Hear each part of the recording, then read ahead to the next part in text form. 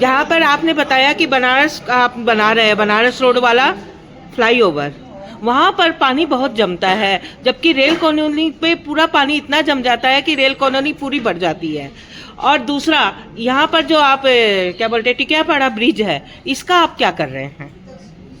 मैंने आपको बताया कि जो जहाँ तक वाटर लॉगिंग का प्रॉब्लम है, वाटर लॉगिंग नहीं, टिकियापाड़ा ब्रिज टूटा हुआ सा है, आधा से ज्यादा। तो वो जैसे ही देखिए अभी क्या है कि जब अभी अभी जो हमारा अप्रोच बन रहा है बनारस ब्रिज में, तो जब अप्रोच भी, लेकिन उसके अंदर एक बाईपास बना रखा है जिससे लोग जा रहे हैं।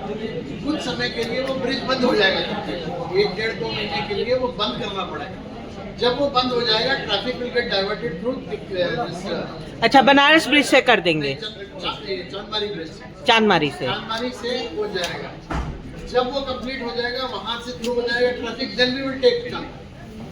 अच्छा, ये दोनों चीज कब तक कंप्लीट हो जाएगी? मुझे लगता है कि जिस प्रकार से चल रहा है, मुझे नहीं लगता कि 6-8 महीने से ज्यादा समय लगेगा। बनारस ब्रिज मुझे लगता है any time 3 months Banaras bridge हो जाएगा। और ये टिकियापाड़ा वाला सर, ये तो बहुत समस्या वाला है। टिकियापाड़ा में जो हम लोग है ना, उधर जाते हैं पील खाना की तरफ, जब निकलता है हावड़ा मैदान से, ये वाला ब्रिज पूरा टूटा हुआ सा है और इसमें कभी भी आपका नीचे गिर सकता है। और वहाँ पर रेल इतनी अच्छे से है, आप देखेंगे तो। जिसकी बात कर रहे हैं, जो एक छोटा सा है, इधर से उधर जाने के लिए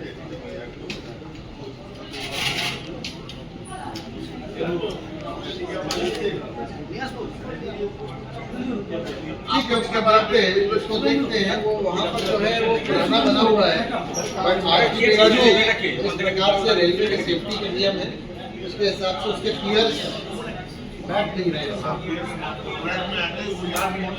क्योंकि जिस समय अगर गिरेगा सर, ट्रैक के ऊपर ही गिरेगा।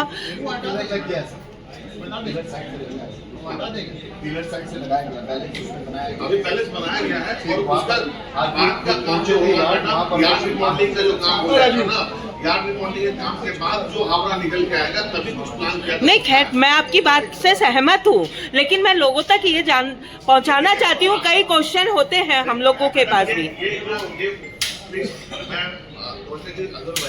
ये क्या है ना, उसकी स्ट्रेंथ है और उसके स्ट्रेंथ के बारे में एग्जामिनेशन और जो भी होता है हमारे डिपार्टमेंट करती है। और अभी तो इस स्थिति में है कि लोग वहाँ से आना जाना करें। जैसे उस स्थिति में नहीं होगी, हमारा डिपार्टमेंट खुद से उसको जाकर बंद कर देगा और कोई अल्टरनेटिव लाइफ हो जाएगा। Thank you sir. That you have to give precedence at that particular station only, and this is the way you have to move the train. So this was one initiative which really helped to monitor those trains. Second thing what we have done, we have made all the controllers and all the working staff who are working on the ground, we have made them memorize the list of the trains which are going and how much margin they have and at what step they have to take the rest. So that way we have tried to increase the punctuality. Third thing, where we know that Howrah station, which is a highly congested station, and platform clearance becomes the priority. So on that platform clearance, we have made a very strict monitoring system. So whenever the platform is not getting cleared within 40 minutes, we raise the alarm. We kind of inform to all the departments and just make the issue that how is this platform not getting cleared. So by that way, the platform is getting clearer faster and we are able to ensure the reception of the trains also at Howrah station faster. Fourth thing what we are doing at the DRM cell level. Rail की तो काफ़ी सराहना हुई, जैसे कि state government के साथ collaborate करके अपने जो अभी हादसा हुआ था उस पर काफ़ी रेल ने भी काफ़ी सराहनीय कार्य किए। तो उस बारे में आप क्या बोलेंगे? देखिए, जब भी कोई इस प्रकार की दुर्घटनाएं होती हैं, अगर कॉल किया जाता है आर्मी, रेलवेज, NDRF, ये ऑर्गेनाइजेशन जो है उनको बुलाया जाता है और as any responsible public organization जो है वो रेलवेज हमेशा आगे आती है, तो वही हम लोगों ने किया है इस बार। अच्छा, हावड़ा प्लेटफॉर्म के जो डेवलपमेंट के बारे में बोल रहे हो, तो क्या बोलना चाहेंगे? क्या ऐसी डेवलपमेंट हो रही है जो आने वाले हावड़ा समय में? स्टेशन जो है वो काफ़ी बड़ा स्टेशन है, one of the busiest station in the country. अभी 2 प्लेटफॉर्म्स हमको उसके अंदर नए कमीशन करने हैं, एक प्लेटफॉर्म नंबर 16 और एक platform number 24।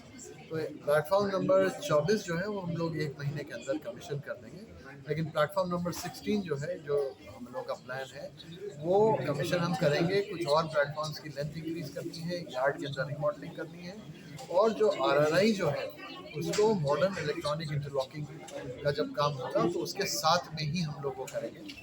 This will take time, and I think, but not that much of time, because we believe कि ये इस फिस्कल ईयर के अंदर ये काम हम लोग कंप्लीट कर पाएंगे। अब मोटरमैन के बारे में जैसे बता रहे सर, मोटरमैन को काफ़ी काम का दबाव बढ़ता है, काफ़ी उनकी जो टाइमिंग होती है वो बढ़ जाती है, तो उनको कम करने के लिए दबाव के बारे में जैसे आप बता रहे थे उस पर मोटरमैन है मोटरमैन के वो नहीं होते हैं दबाव, उनके जो है वो तो जैसे आप बता रहे थे मालगाड़ी, मैं जो आपको बता रहा था वो मालगाड़ी के लिए बता रहा था। मालगाड़ी के लिए जो है हमारे क्रूज जो चलते हैं, तो जैसा आपको विदित है कि मेल एक्सप्रेस पैसेंजर ट्रेन के लिए मालगाड़ियों को प्रेसिडेंस के लिए रोका जाता है, और उनके टाइमिंग जो है, इसीलिए उनके टाइमिंग स्ट्रेच होते हैं क्रू के। और क्योंकि क्रू के टाइमिंग जो है जो 14 घंटे से ऊपर जो है, वो क्रू के टाइमिंग जो है काफ़ी स्ट्रेसफुल हो सकते हैं, तो इसीलिए ऐसे केसेस को कम्प्लीटली स्टेम हम लोगों ने कर दिया है कि 14 घंटे के ज़्यादा कोई भी क्रू काम नहीं करेगा। Now the average working hours, मैंने अभी कुछ दिन पहले आंकड़ा देखा था, average working hours are around 9 to 10 hours, but 14 घंटे के beyond we have decided no crew will run. 3 महीने के फिनेंशियल जो अभी जो बता रहे थे रेलवे क्या रेलवे में मैंने आपको बताया, उसमें मतलब डबल डिजिट ग्रोथ है मोस्ट ऑफ द रेवेन्यूज में, और मैं तो यही कहूँगा कि अगर हम तो उसको रेवेन्यू की तरह देखते नहीं हैं, कि अगर डबल डिजिट ग्रोथ अगर रेवेन्यू में हो रही है, तो ये रेवेन्यू की growth is coming because people are using railway more.